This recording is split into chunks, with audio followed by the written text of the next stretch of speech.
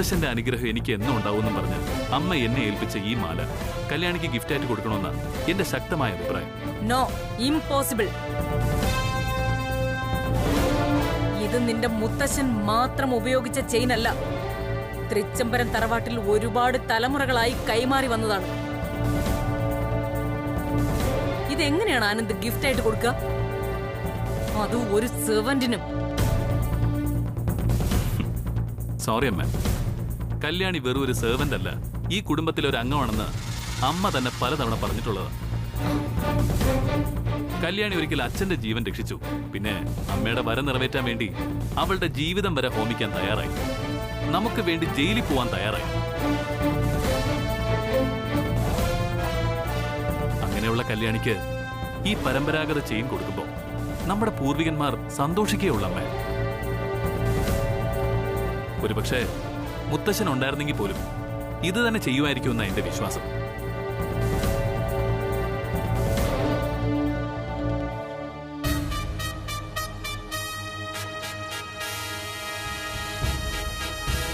To be frank, എനിക്ക് ആനന്ദ് പറയുന്നത് ശരിയാണെന്ന് തോന്നുന്നു അഖിലേ. ഈ ചെയിൻ കല്യാണിക്ക് കൊടുത്താൽ എൻ്റെ ജീവൻ കാത്ത കല്യാണിയെ പൂർവാത്മാക്കൾ അനുഗ്രഹിച്ചതുപോലെയാവും.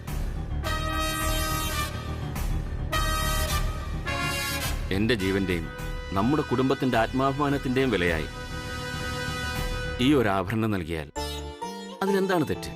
നീ തന്നെ ഒന്ന് പറ.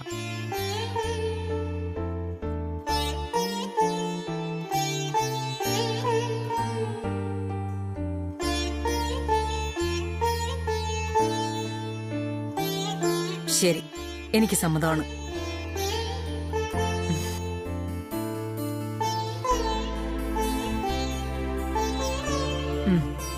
ചെയിൻ വാങ്ങിക്കുക കല്യാണി, എനിക്ക് സമ്മതമാണ്. അമ്മേ, ഈ ചെയിൻ ഞാൻ കൊടുക്കുന്നതിനേക്കാൾ അമ്മ കൊടുക്കുന്നതായിരിക്കും കല്യാണിക്ക് സന്തോഷം. അമ്മ തന്നെ കൊടുക്ക.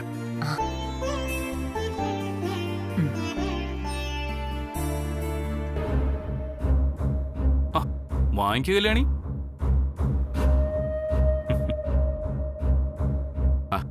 ഒന്ന് വാങ്ങിക്കുക കല്യാണി.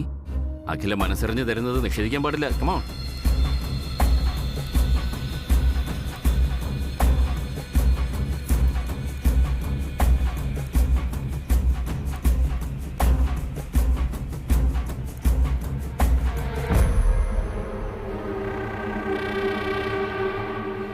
ചെയിൻ കഴുത്തിലിട്ടോളൂ കല്യാണി. അമ്മേ, അമ്മ പറഞ്ഞാലേ കല്യാണി മാല കഴുത്തിലിടൂ. പറയമ്മേ പ്ലീസ്. അത് കഴുത്തിലിടുക കല്യാണി, ഞങ്ങളൊന്ന് കാണട്ടെ. അല്ലെങ്കിൽ വേണ്ട, ഞാൻ തന്നെ ഇട്ടുതരാം.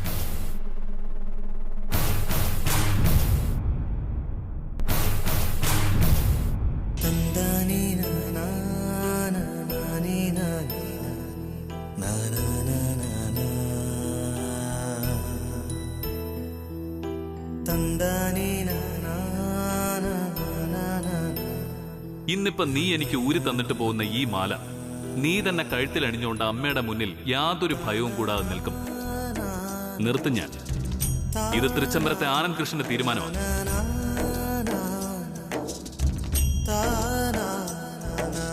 ഗുഡ്.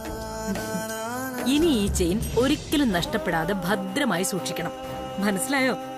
ശരി മാഡം. എന്നാ കല്യാണിക്കിനി പോവാം.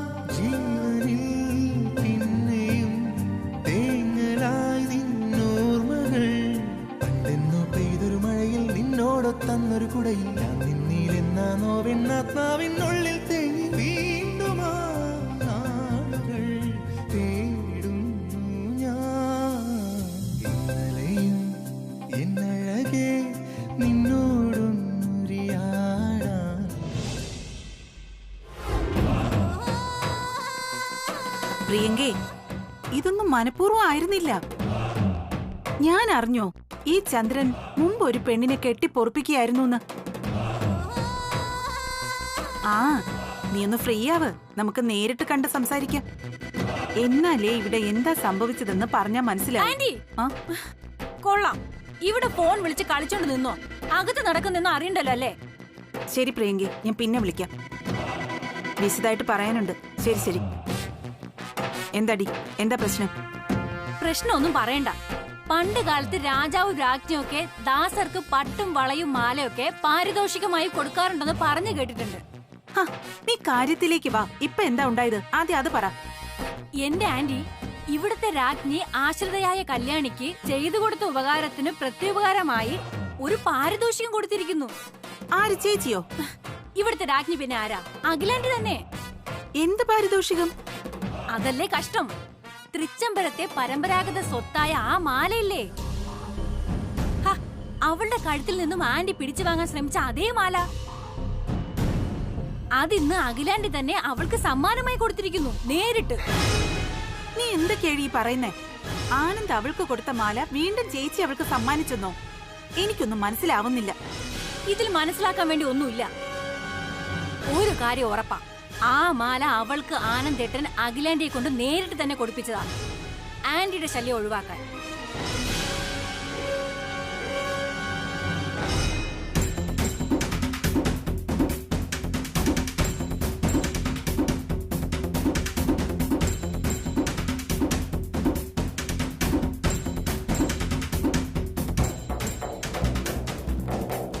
നീ പറഞ്ഞത് സത്യമാണെങ്കിൽ അവൻ കൃത്യമായ കരുക്കൾ നീക്കി തുടങ്ങിയെന്നർത്ഥം.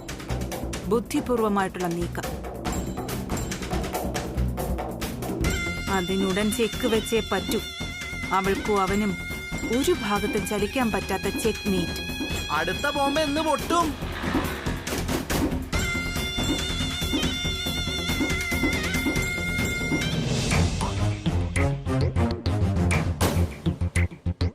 അല്ല, രണ്ടുപേരും കൂടി ഇവിടെ മാറിയെന്ന് ആലോചിക്കുന്ന കണ്ട് ചോദിച്ചതാണേ. രണ്ടാളുടെയും പ്രധാന അജണ്ട തൃച്ചംബരത്തുള്ളവർക്ക് കുഴിബോംബ് വെക്കലാണല്ലോ. ഡേ അരവിന്ദ്, നീ വെറുതെ ഇല്ലാവചനം പറയരുത്. ഞങ്ങള് രണ്ടാളും എന്ത് ദ്രോഹം ചെയ്തു എന്നാ നീ പറയുന്നത്? ഇവള് പണ്ട് അഖിലേച്ചിയെ ധിക്കരിച്ച് ഒരു കല്യാണം കഴിച്ചു പറയാം. പക്ഷെ ഞാൻ അന്ന് മുതൽ ഇന്ന് വരെ എന്ത് പറയുകയും ചെയ്യുകയും ചെയ്തിട്ടുണ്ടോ അത് ഈ കുടുംബത്തിന്റെ നന്മയ്ക്ക് വേണ്ടിട്ട് മാത്രം. അയ്യോയ്യോ, മതി മതി, മനസ്സിലായി. വിശദീകരിച്ച് ബുദ്ധിമുട്ടണമെന്നില്ല. അല്ല, ഒന്ന് ചോദിച്ചോട്ടെ ഇളയമ്മ, ചന്ദ്രപ്രതാപ് ഇവിടെ വന്നത് അല്ലെങ്കിൽ വരുത്തിയത് ഇളയമ്മയുടെ അജണ്ട പ്രകാരമായിരുന്നില്ലേ? കല്യാണി എവിടെ നിന്ന് ഒഴിവാക്കാനേ നിങ്ങൾ ഒരുക്കിയ കളിത്തട്ടിലെ ബലിക്കരിക്കളായിരുന്നില്ലേ ഞാനും ബ്രോയൊക്കെ? അയ്യേ അരവിന്ദ്, നീ എന്താ ഈ സംസാരിക്കുന്നേ? ഓ, വെറുതെ ഓരോന്ന് ഊഹിച്ച് പറയരുത് കേട്ടോ. എന്റെ ആത്മാർത്ഥത ഊഹമല്ല, സത്യം. ചന്ദ്രപ്രതാപനെ ഇവിടെ കൊണ്ടുവന്ന് കല്യാണിയെ ഇല്ലാതാക്കാൻ നിങ്ങൾ നടത്തിയ ഓരോ പദ്ധതിയും ആർക്കും മനസ്സിലായില്ലെന്ന് കരുതരുതേ. ആരുടെയോ നേരുകൊണ്ട് ആ ചതിക്കുഴി വീഴാതെ അവള് രക്ഷപ്പെട്ടെന്നേ ഉള്ളൂ. ഏതായാലും ഒരു കാര്യം ഞാൻ പറയാം, ഇവിടെ ഞാനും ബ്രോയും ഉള്ളിടത്തോളം കാലം നിങ്ങൾക്ക് കല്യാണിയെ തൊടാൻ പറ്റില്ല. തൊട്ടാൽ അപ്പ വിവരം അറിയിക്കും ഞങ്ങൾ. സൂക്ഷിച്ചാൽ നിങ്ങൾക്ക് കൊള്ളാം. ഇപ്പോഴേ പറഞ്ഞില്ലെന്ന് വേണ്ട.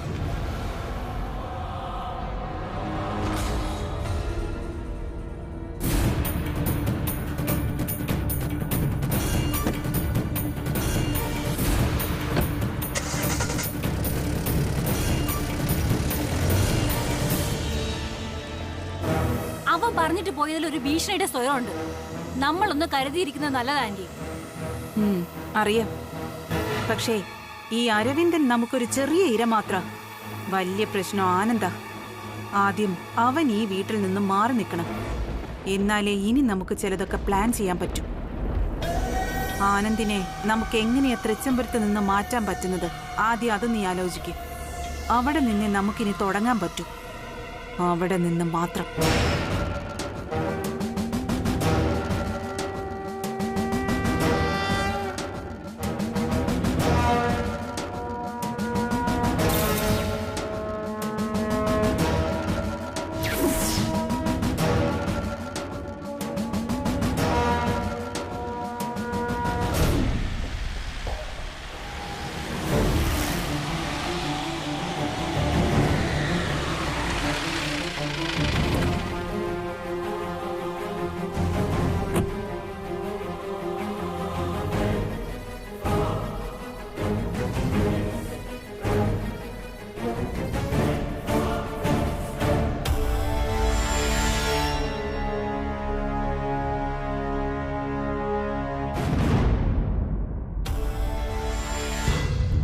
മച്ചു, ആ. എന്തു പറ്റി?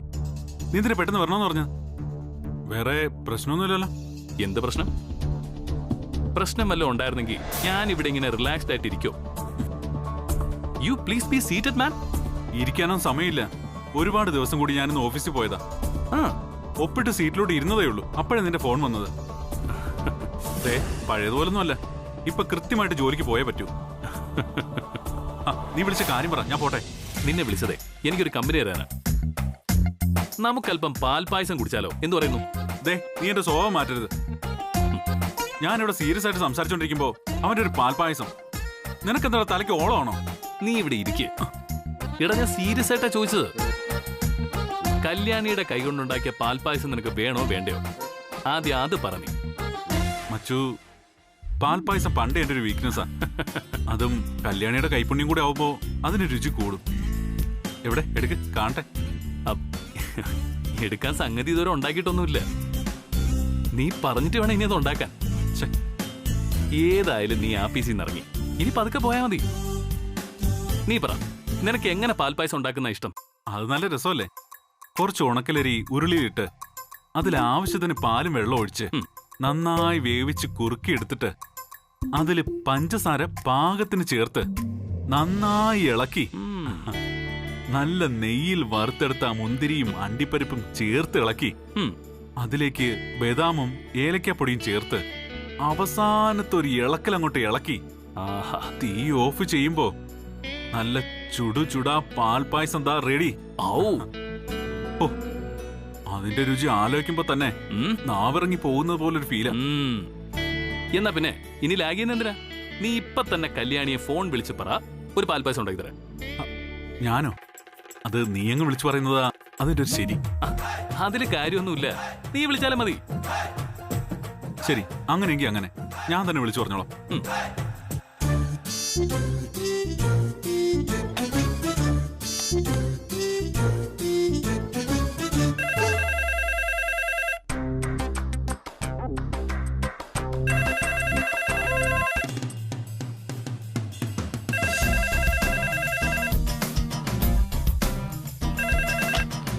ഹലോ. ആ കല്യാണി, ഇത് ആനന്ദിന്റെ റൂമിൽ നിന്ന് ഞാനാ, സുബ്രഹ്മണ്യനാ. പറഞ്ഞോളൂ സർ. കല്യാണി, ഇവിടെ ആനന്ദിന് കല്യാണിയുടെ കൈകൊണ്ടുണ്ടാക്കിയ പാൽപായസം കുടിക്കണമെന്നൊരാഗ്രഹം. എന്താ, ഉണ്ടാക്കാൻ പറ്റുമോ? ഹലോ, കല്യാണി പോയോ? ശബ്ദമൊന്നുമില്ലല്ലോ. ഹലോ കല്യാണി. ഞാനിവിടെ ഉണ്ട് സർ, ഞാനിപ്പോ ഉണ്ടാക്കാം. അത് കല്യാണി, ആദ്യം നീ നല്ല ഉണക്കലരി എടുത്ത് ഉണക്കലരിയും പാലും ഉണക്കലരിയും പാലും ചേർത്ത് ഉരുളിയിൽ വെച്ച് നന്നായിട്ട് കുറുക്കിയെടുക്കണം. അതാണ് ഫസ്റ്റ് സ്റ്റെപ്പ്. അതെ, കല്യാണി കേട്ടല്ലോ അത്. ആ കേട്ടു സർ. പിന്നെ സെക്കൻഡ് സ്റ്റേജിൽ സെക്കൻഡ് സ്റ്റേജിൽ ചെയ്യാനുള്ളത്, പ്രധാനമായിട്ടും ശ്രദ്ധിക്കാനുള്ളത്, ഉണക്കലരിയും പാലും നന്നായി കുറുകിയതിന് ശേഷമേ പഞ്ചസാര ചേർക്കാവൂ. അതങ്ങ് പ്രത്യേകം പറഞ്ഞു കൊടുക്കു സുബ്രു. അതെ, കല്യാണി കേട്ടല്ലോ. കേട്ടു സർ. കല്യാണി, അതിനുശേഷം നല്ല നെയ്യിൽ വറുത്തെടുത്ത അണ്ടിപ്പരിപ്പും മുന്തിരിയും ചേർത്ത് ഇളക്കലാണ് അതിനുശേഷം. എന്നാ പിന്നെ നീ പറ. അല്ല മേഡം, നീ തന്നെ പറഞ്ഞാൽ മതി. ശരി കല്യാണി, പിന്നെ ചെയ്യാനുള്ളത് നല്ല ഏലക്ക പൊടിച്ചതും ബദാമും ചേർത്ത് അവസാനത്തെ ഒരു ഇളക്കലും കൂടി ആവാം. ആനന്ദേ, തീർന്നു. പിന്നെ അടി പിടിക്കരുതെന്ന് പ്രത്യേകം പറയണം, അത്രേ ഉള്ളൂ. എല്ലാം കേട്ടില്ലേ കല്യാണി? കേട്ടു സർ. എങ്കിൽ പായസം റെഡിയാക്കി റൂമിലേക്ക് കൊണ്ടുപോവാ, ഞങ്ങളിവിടെ ഉണ്ട്. ശരി സർ.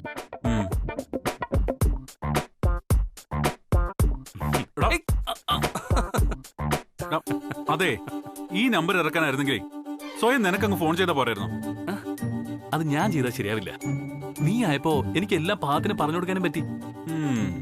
നീ ഫോൺ ചെയ്താ അതിന്റെ ശരി. നിനക്ക് ഒരു ഗ്ലാസ് പാൽപായസം അധികം തന്നാ പോരെ? എടാ കള്ള കാമുക, നീ കൊള്ളാൻ കേട്ടാ.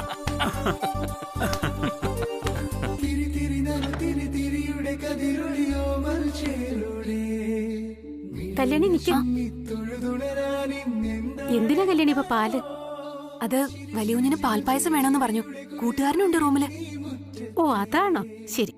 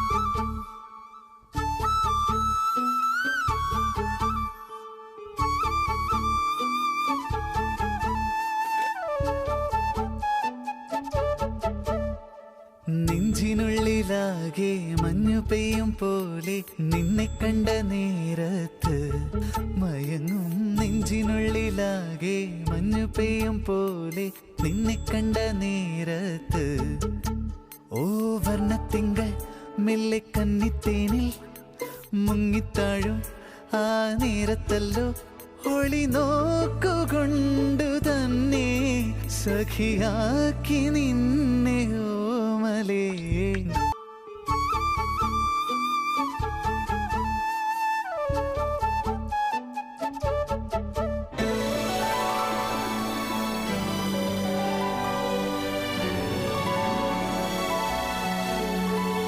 ഇതാണ് ഞാൻ പറഞ്ഞ ഡിസൈൻ. കൊള്ളാൻ നോക്കി. പായസം റെഡിയാണ്. ആ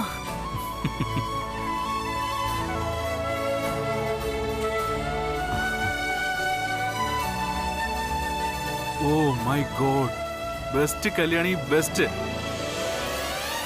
മണം കിട്ടുമ്പോ തന്നെ ഊഹിക്കാം, ഉഗ്രൻ രുചിയായിരിക്കും.